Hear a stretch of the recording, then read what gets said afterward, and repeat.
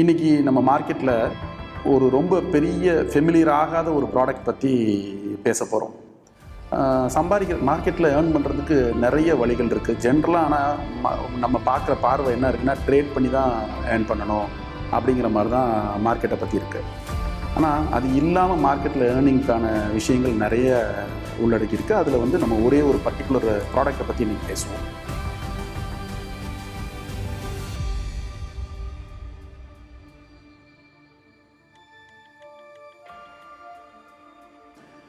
SLB, stock lending and borrowing.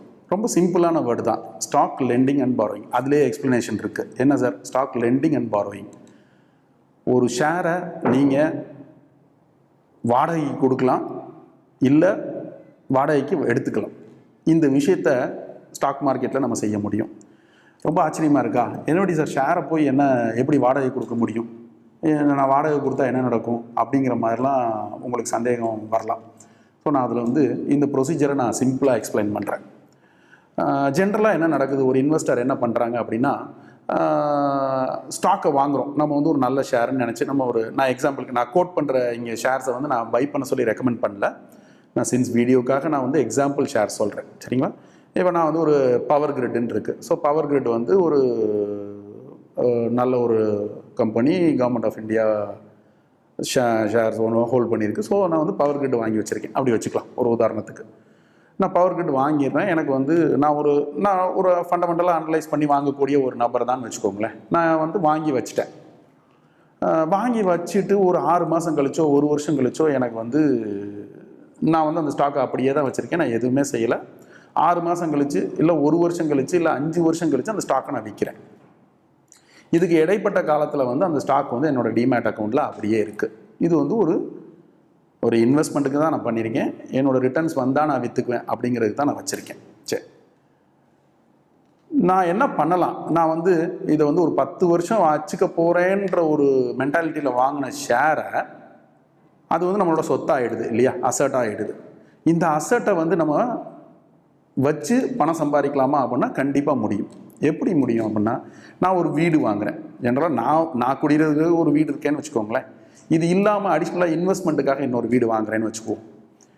அந்த இன்வெஸ்ட்மெண்ட்டுக்காக வாங்குகிற வீடை நான் என்ன பண்ணுவேன்? ஜென்ரலாக நம்ம என்ன பண்ணுவோம், பொதுவாகவே எல்லாருமே என்ன பண்ணுவோம், வீடை வாங்கிடுறோம், இன்வெஸ்ட்மெண்ட்டுக்காக வாங்கிடுறோம்.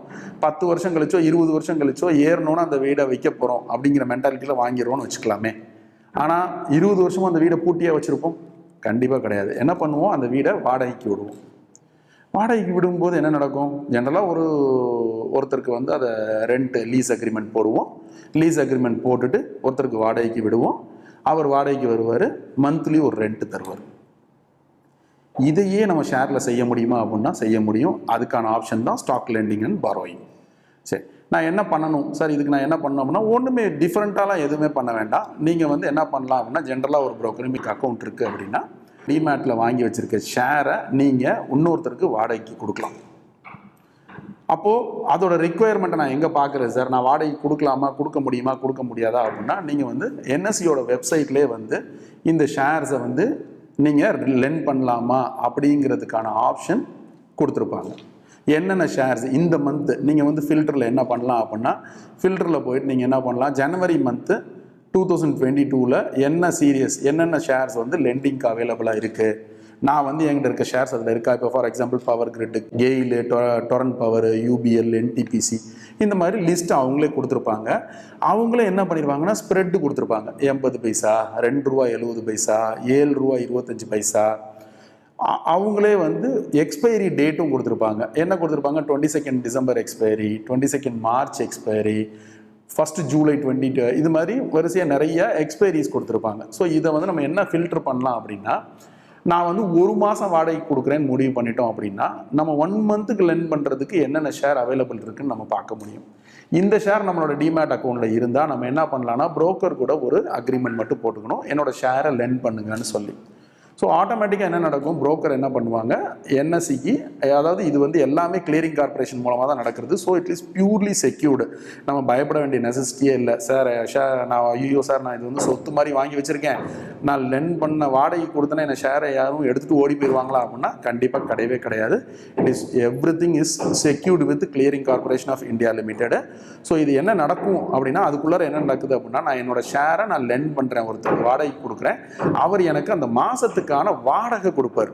இந்த வாடகை எவ்வளோ கொடுப்பார் அப்படின்னா அதுவும் அங்கேயே மென்ஷன் ஆயிருக்கும். என்ன மென்ஷன் ஆயிருக்கும், 3 ரூபா கொடுப்பாரு, 1 ரூபா கொடுப்பாரு, 2 ரூபா கொடுப்பாரு ஒரு ஷேருக்கு. அப்படின்னா நான் ஒரு 20,000 ஷேர் நான் வச்சுருக்கேன் அப்படின்னா அங்கே வந்து எனக்கு 50 காசு இல்லை 1 ரூபா அந்த ஷேரோட லெண்டிங் ப்ரைஸ் இருக்குது அப்படின்னா நான் அந்த 20,000 ஷேர் லென் பண்ணேன்னா எனக்கு அந்த மாதத்தில் 20,000 ரூபா எனக்கு வாடகையாக கிடைக்கும்.